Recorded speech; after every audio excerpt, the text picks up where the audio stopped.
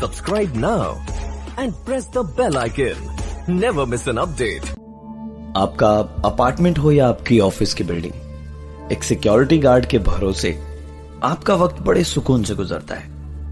पर कभी सोचा है कि अगर सिक्योरिटी की जरूरत हो तो, या फिर सिक्योरिटी गार्ड भी कुछ ना कर पाए तो? एक ऐसी ही अजीब घटना हुई शिवानी ट्रेडिंग हाउस बिल्डिंग में। उस बिल्डिंग में नीचे के 2 फ्लोर्स पे ऑफिसेस थी और ऊपर 6th फ्लोर पे ऑफिस थी, और बीच में 3rd, 4th और 5th फ्लोर हमेशा खाली रहते थे। भोले भटके कभी कोई ऑफिस खुली भी तो महीने भर से ज्यादा चल नहीं पाई। जी अब तो आलम यह था कि लिफ्ट सिर्फ दूसरे और छठे तल्ले पर ही रुकती थी। 3rd, 4th and 5th floor के लिफ्ट के दरवाजे के सामने बड़ा सा ताला लगा था। शहर के प्राइम लोकेशन पर बिल्डिंग हो और उसके 3 फ्लोर खाली पड़े हों तो 4 बातें होंगी, और धीरे धीरे वो बिल्डिंग भूतिया बिल्डिंग के नाम से मशहूर भी हो गई। धीरज की यहां 6th फ्लोर पे नई नौकरी लगी थी और उसके सीनियर्स और बॉसेस ने कहा कि कभी भी नीचे के फ्लोर पे रात को न जाए। धीरज को भी कोई शौक नहीं था किसी भी तरह की प्रॉब्लम में पड़ने का। क्या पता किसी ने बॉस को बता दिया तो नौकरी पे बन जाएगी। आज धीरज की नाइट ड्यूटी थी। अपनी सीट पे बैठा न्यूज़पेपर पढ़ रहा था कि उसने महसूस किया कि रात को कितनी शांति थी हर तरफ। रह रहकर किसी जाती हुई गाड़ी के हॉर्न की आवाज सुनाई देती। वो अभी पेपर पढ़ ही रहा था कि किसी ने उसका नाम नीचे से पुकारा। धीरज! देर रात इस समय कौन हो सकता है जो उसका नाम पुकार रहा था? ये देखने के लिए धीरज सीढ़ियों से होता हुआ 5वें तल्ले पर गया। लिफ्ट 5th फ्लोर पे रुकी हुई थी, लेकिन इस वक्त आवाज 4th फ्लोर से आई। धीरज दौड़ता हुआ 4th फ्लोर में गया तो लिफ्ट भी 5th फ्लोर से 4th फ्लोर में आकर रुकी और आवाज 3rd फ्लोर से आई। धीरज! इस बार धीरज ने पूरी हिम्मत जुटाई और 3rd फ्लोर पे जा पहुंचा। लिफ्ट के सामने दोनों तरफ 2 दरवाजे थे जिन पर ताला लगा था। इस बार ना ही लिफ्ट नीचे गई और ना ही किसी ने उसका नाम पुकारा। बस दरवाजे के अंदर से एक आवाज आई। धीरज ने पलटकर दरवाजा खटखटाकर इसका जवाब दिया, और उसके बाद मानो यह सिलसिला लगातार कई देर तक चलता रहा।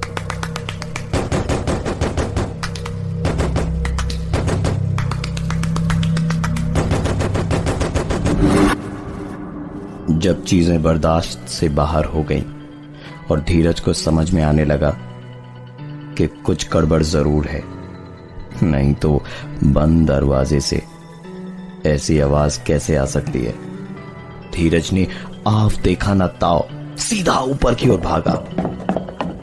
ऊपर की ओर भागते वक्त धीरज के पैरों की आवाज आ रही थी, और जैसे जैसे उसने 4th एंड 5th फ्लोर को पार किया वही ताली की आवाज उसे वहां भी सुनाई दे रही थी, मानो जैसे वो आवाज धीरज का पीछा कर रही हो।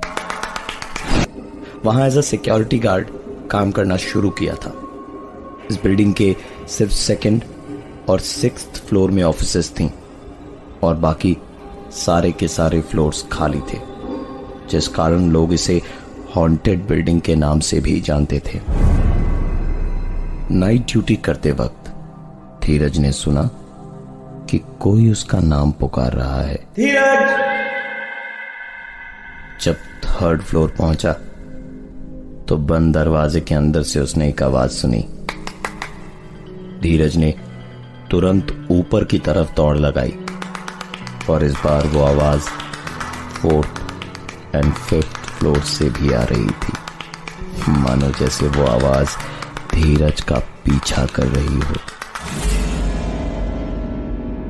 सिक्स्थ फ्लोर पर पहुंचकर धीरज ने पहले तो पूरी ऑफिस की लाइट जलाई और फिर अपना मुंह हाथ धोकर वापस रिसेप्शन में आकर बैठा। थोड़ी ही देर में उसके साथ में नाइट ड्यूटी पर रहने वाला दूसरा सिक्योरिटी गार्ड भी आया तो धीरज ने बताया कि उसकी तबीयत कुछ ठीक नहीं लग रही है, इसलिए वो थोड़ी देर सोना चाहता है। धीरज ने कारपेट पर चादर बिछाई और लेट गया।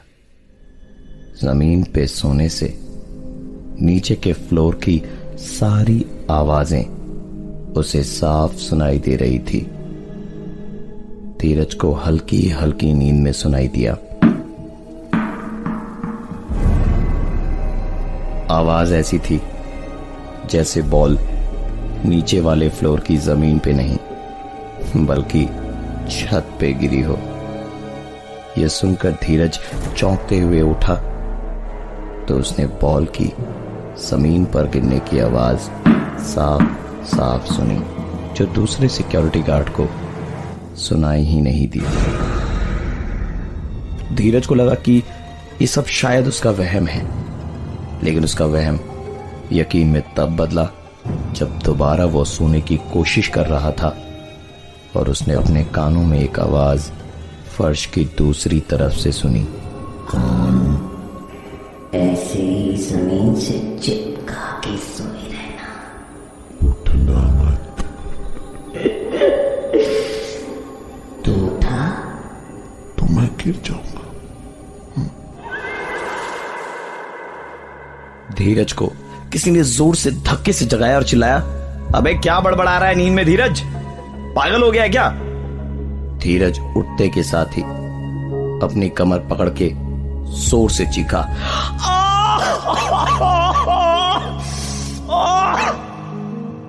उसे ऐसा दर्द हो रहा था जैसे वो कहीं से गिरा हो और उसे बहुत चोटें आई हो। बड़ी मुश्किल से थोड़ी देर बाद में दर्द कुछ कम हुआ तो धीरज वापस सोने के लिए लेटा। करवट बदलने पे जैसे ही कान जमीन से सटा तो आवाज सुनाई दी, दोबारा कान मत हटाना।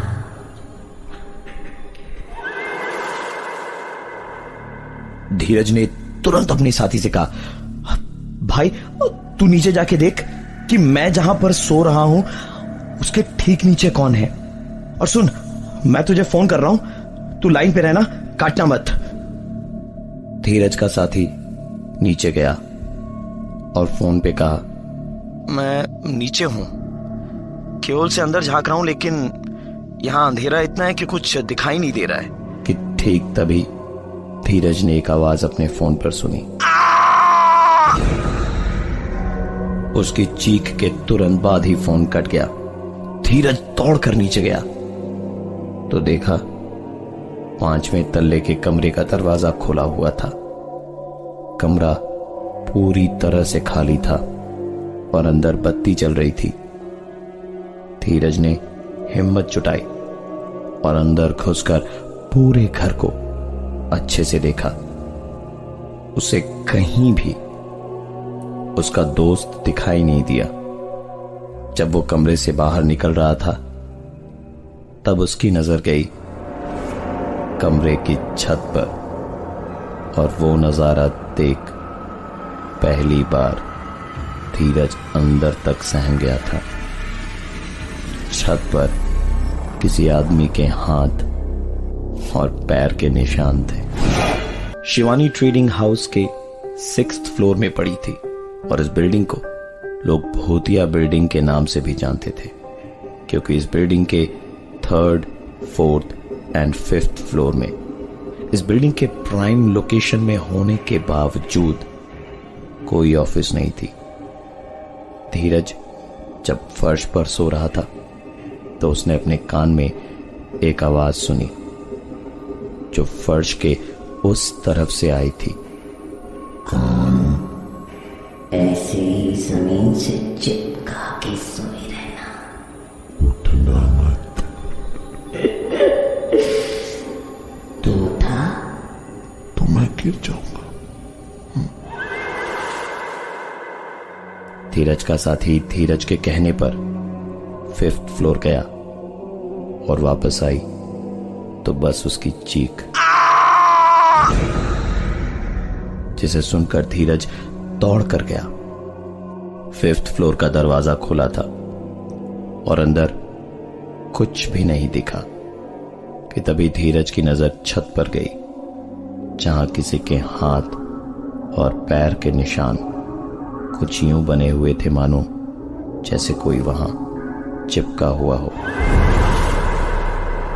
धीरज ने हड़बड़ी में दरवाजा बंद करने की कोशिश की और उसकी ये कोशिश नाकाम रही, क्योंकि जब वो दरवाजे को बाहर की तरफ खींच रहा था, ठीक उसी वक्त कोई ना दिखाई देने वाली ताकत उस दरवाजे को अंदर की तरफ खींच रही थी। धीरज ने काफी देर उस दरवाजे को बंद करने की कोशिश करी और जब परेशान हो गया तो उसके दिमाग में एक उपाय सूझा। उसने तुरंत दरवाजे पर से अपना दबाव छोड़ दिया और ऐसा करते के साथ ही किसी के अंदर गिरने की आवाज आई। धीरज ने तुरंत दरवाजे को बंद किया और कुंडी लगाई ही थी कि अंदर से किसी के दरवाजे को थपथपाने की आवाज वो सुन पा रहा था। यहां जो कोई भी था वो धीरज को दिखाई तो नहीं दिया, पर उसकी उपस्थिति को धीरज ने महसूस जरूर किया था। वो दौड़ता हुआ ऊपर गया और साथ ही वो आवाज भी पीछे से उसके आती रही। वो अपनी ऑफिस के रिसेप्शन में पहुंचा ही था कि रिसेप्शन से अंदर ऑफिस जाने का दरवाजा खोला और उसका साथी नाइट गार्ड बाहर निकला। धीरज उसे देखते के साथ ही चिल्लाया, तुम यहां कैसे? तुम तो नीचे गए थे। सिक्योरिटी गार्ड ने हंसते हुए कहा, लगता है आज तुम ड्यूटी पर दारू पीकर आए हो। मैं पिछले 15 मिनट से अंदर हूं। धीरज की नजर तुरंत अपने फोन पर गई तो लास्ट डायल्ड नंबर उसके घर का था, वो भी 4 घंटे पहले का। ये सारी बातें धीरज को हैरत में डाल रही थी और उसे लग रहा था कि क्यों लोग कहते हैं कि ये बिल्डिंग हॉन्टेड है। परेशान होकर धीरज ने वही किया जो लोग लिटरली फ्रस्ट्रेशन में करते हैं। वैसे तो सिगरेट पीना स्वास्थ्य के लिए हानिकारक होता है, पर धीरज को इसकी लत लगी हुई थी। सीढ़ियों पर जाकर उसने सिगरेट मुंह में डाली ही थी कि अंधेरे में किसी ने उसकी सिगरेट जला दी। मोबाइल की रोशनी में उसने देखने की कोशिश की, पर दिखाई कुछ भी नहीं दिया। बस सीढ़ियों से किसी के नीचे भागने की आवाज आई। धीरज जाना तो चाहता था, पर उसमें हिम्मत नहीं थी। उसने अपनी सिगरेट तुरंत बुझाई और रिसेप्शन में अंदर आकर इस बार अपने साथी से कहा कि एक बार फर्श पर लेट कर देख, तुझे कोई आवाज सुनाई दे रही है या नहीं। उसके साथी ने वैसा ही किया जैसा धीरज ने कहा, पर उसे कोई भी आवाज सुनाई नहीं दे रही थी। यह सुनकर धीरज की सांस में सांस आई कि शायद ये सब उसका वहम है, और वो दोबारा फर्श पर लेट गया। कान लगाते के साथ ही दूसरी तरफ से आवाज आई, बहुत मुश्किल से दोबारा ऊपर चढ़ा। अब की बार कान हटाया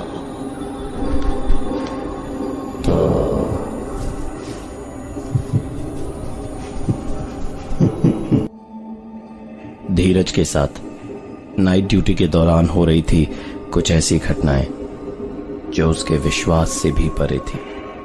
फर्श पर सोते वक्त जब कान वो फर्श से लगाता तो नीचे वाले फ्लोर की छत से आवाज आती।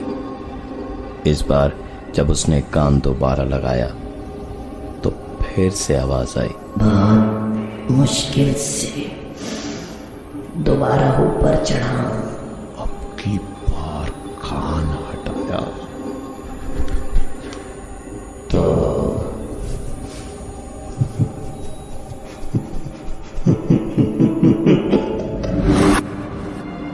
ये सुनते के साथ ही धीरज हड़बड़ा कर उठा और अपने साथ काम कर रहे सुनील को उसने आवाज लगाई, सुनील, सुनील। सुनील दौड़ा दौड़ा आया और धीरज से पूछा, क्या हुआ, चिल्ला क्यों रहा है?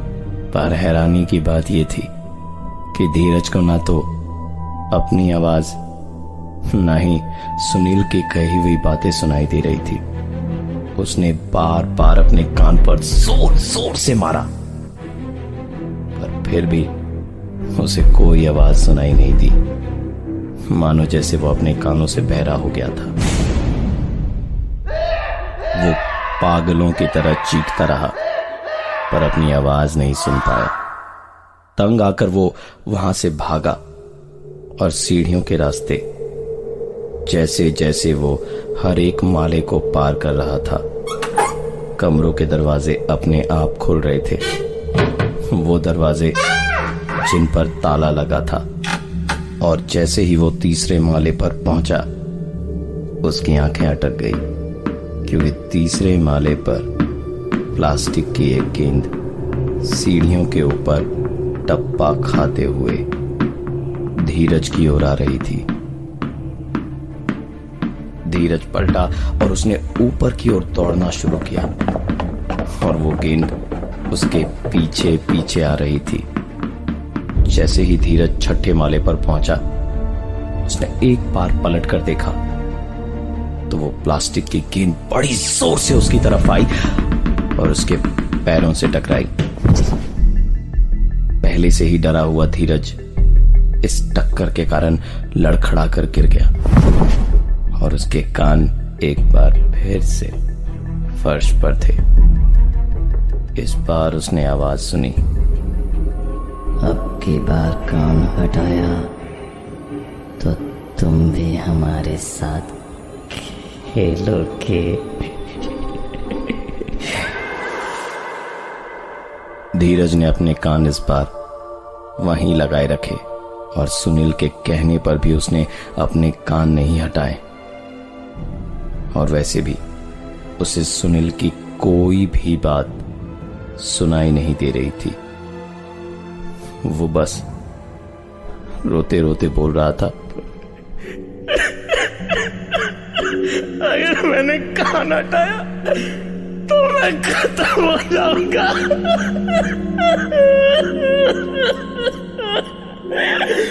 मेरी बहुत बड़ी गलती थी कि मैंने यहाँ जॉब ज्वाइन करी। लोगों ने मना किया था मुझे कि तीसरे, चौथे और पांचवें वाले पर मत जाना, फिर भी मैं गया। रात की सुबह हो गई पर धीरज वहीं लेटा रहा। धीरे धीरे ऑफिस में लोगों का आना शुरू हुआ, पर धीरज का ये पागलपन देखकर सब हैरत में थे। धीरज ने वहीं लेटे लेटे उसके साथ घटी सारी घटना के बारे में ऑफिस के लोगों को बताया, पर उठने को वो तैयार नहीं था। लोगों के जब काफी समझाने के बाद भी वो नहीं उठा तो ऑफिस के मालिक ने दूसरे सिक्योरिटी वालों से कहा कि इसे धक्के मारकर यहां से बाहर निकालो और कल से मैं इसका मुंह नहीं देखना चाहता। दूसरे सिक्योरिटी गार्ड ने जब उसे उठाया तो उसे उठाते के साथ ही धीरज ने अजीब सी आवाज की,